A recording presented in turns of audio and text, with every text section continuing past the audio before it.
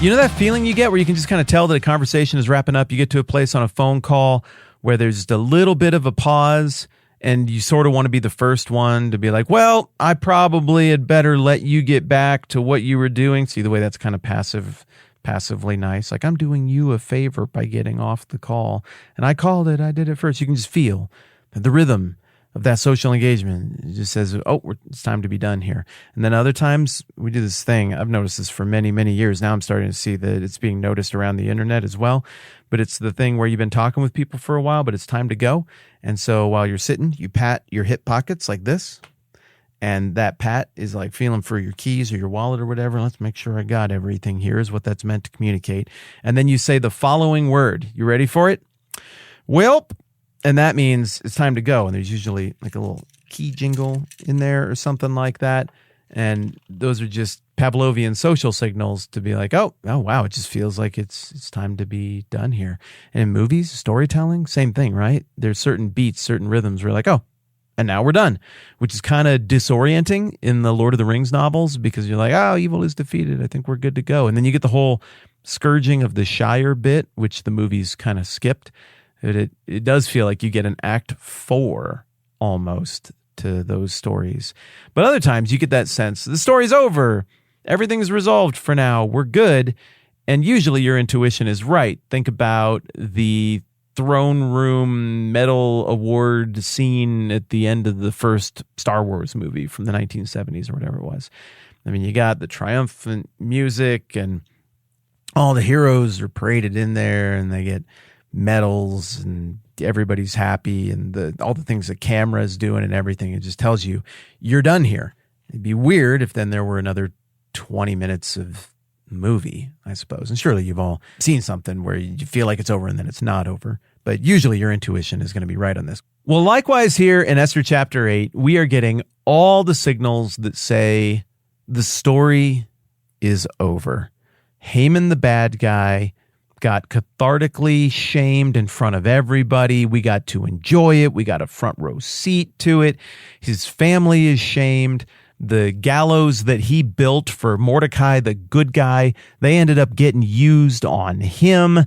And all of his stuff, his possessions, and his role in society, all of that has been transferred to Esther and Mordecai. And now Esther is rich, not just with the king's riches, but she now has her own estate. And remember, it's a pretty big estate. He had $250 million that he was willing to offer for a single transaction just for petty revenge earlier in the book of Esther. So, she's a billionaire, man. She's not kind of rich. She is among the richest people in the kingdom. Maybe she's the richest woman ever in history at this point. It's pretty crazy, right? So it just feels like that's your throne room scene, and the music plays and everybody gets their medal, and maybe Xerxes and Esther and Mordecai, and the final shot, like one of them says a joke and then they all laugh really, really hard at the joke as a pop song plays in the background. And then they all leap into the air and high five. Then it freeze frames right there while they're in the air as their high five makes contact. And that's like the first beat. It's like a whip beat to get us into the pop song that's going to play as the credits scroll from bottom to top over the freeze frame. Whoops. Da da da da da da da da da da da. The Esther defeated the bad guys. Always fight for hope and never give up on your dreams, 'cause that's what the story's about. Da da da da da da. Always fight for what's right and be brave. It'd be a song. It'd be something like that. Can you picture this ending? Because that's what it feels like is supposed to be happening here. But it's not what we get. There's so many more pages of things because apparently killing Haman didn't just automatically kill his plan. Wait, what? I thought we were in the clear. Okay, verse 3, they do the high five and the credits are rolling, but then the high five comes apart, the freeze frame stops, the credits stop rolling, the pop song goes away, and it says, Esther again pleaded with the king. Falling at his feet and weeping, she begged him to put an end to the evil plan of Haman the Agagite, which he had devised against the Jews. Huh? Well, I would think that gigantic 75-foot-long stick that's run through his abdomen that he's gradually sliding down while the birds pick what's left of him apart up in the air for everybody to see would also kind of mean the end of all of his policy decisions. But apparently that is not how things work. Why? Well, remember the stuff that we looked at in Herodotus? And remember the stuff that we saw, particularly in the book of Ezra, that demonstrated Darius's, that's Xerxes' dad, his enthusiasm to make sure that any edict from a previous Achaemenid king, any edict that came from the throne was never questioned or countermanded. You remember all of that stuff? Remember how Cyrus the Great, the founder of the empire who won by right of conquest, inarguably for everybody to see?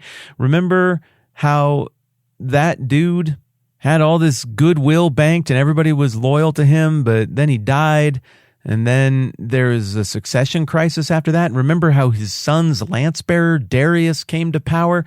And remember how he had to go out in front of everybody and try to make this case for how he is the rightful descendant, somehow as like the 9th nephew, 5 times removed of Cyrus. Like, I'm the logical choice. I'm the right one to solve this succession crisis and deal with the liars who were trying to usurp the throne. I'm not the usurper. I'm the unusurper. He had to say all of this stuff.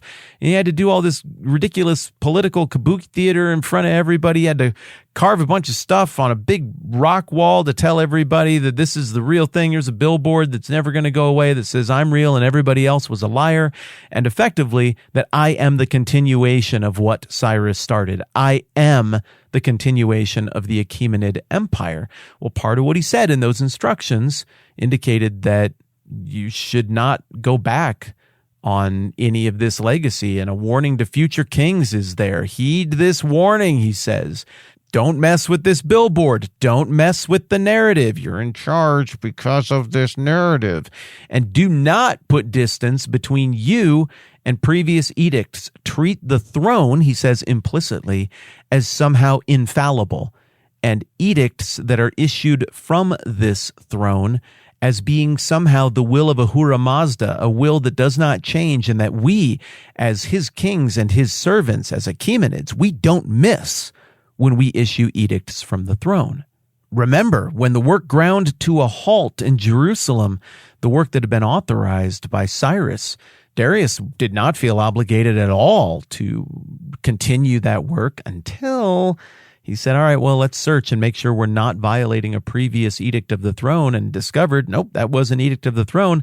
Then all of a sudden, he's willing to throw money at it and willing to throw violence at it, threatening to give anybody who inhibited the progress of the Jews on rebuilding their temple the old Haman treatment. That's anachronistic. The old Haman treatment hadn't happened yet, but you see what I'm driving at.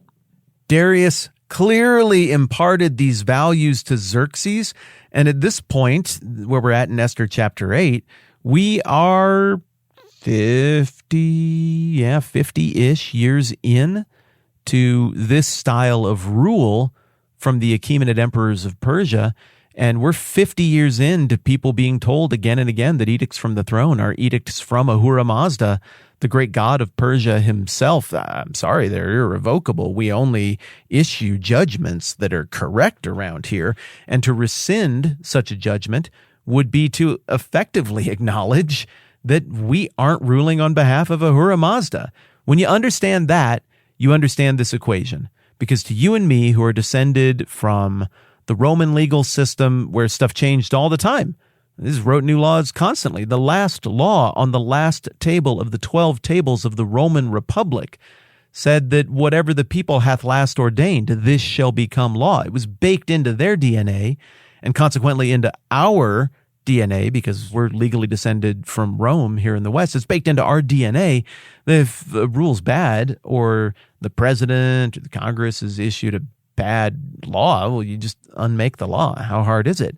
So it's head-scratching that you couldn't just do that here. But when you understand the relationship between the Achaemenid emperors, Ahura Mazda, the religious sensibilities of the people, and what they had rooted their authority, what they had founded their authority upon, all of a sudden you realize, wait, we do still have a crisis here. Wait, stop playing the pop song. Quit scrolling the credits. Unfreeze frame the high five. That edict is still out there, and it is a ticking time bomb because the date is still circled.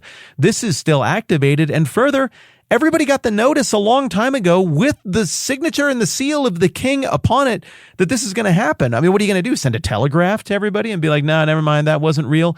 Even if you could just simply rescind this thing, you've got a new time crunch here, in that we're coming up upon that date, and the last anybody heard from their king was we're supposed to kill all the Jews. So we are not done with this story. The crisis has not yet been averted. All we've done is deal with the guy who took over the train full of passengers, kicked the engineer out, and then cranked the engine to maximum speed, smashed the brake, destroyed the controls, and jumped off the train with a parachute over a bridge, sending that whole train full of people careening toward their death. Yeah, he might be out of the picture, but he did what he did before it was over. And now the remaining characters, Esther, Mordecai, and Xerxes, have got to find a way out of this that doesn't involve undermining everything about the Achaemenid Empire, because Xerxes isn't going to give that up. It's the one sacrifice he cannot make. And they got to figure out how to solve this quickly. More on that next time around. I'm Matt. This is a 10-Minute Bible Hour podcast. Wait! Don't go. No. I've made a terrible mistake. There was something I need to tell you about. That throne room scene that we were talking about earlier from Star Wars Episode 4, I'm going to have Jeff put a link down below to the Arlnauts video. It's a YouTube channel, and I think this is the first video that catapulted them to prominence. They do sound editing, some video editing. They just make scenes you're used to funnier. They did this thing where they took that throne room scene, and they took away John Williams' musical score, and then they added in a bunch of mouth sounds and just the awkwardness of how weird that must have felt with the whole room empty, because there's no orchestra in there. They weren't hearing that music when they were hanging medals on Han Solo and Luke Skywalker and stuff. And so it's really fun to go and imagine what that social discomfort might have been like if there were no orchestra. Jeff will link it. It's funny. If you haven't seen it, you're going to like it. Okay, now that's actually it. I'm Matt. This is the 10-Minute Bible Hour podcast. Let's still do this again soon.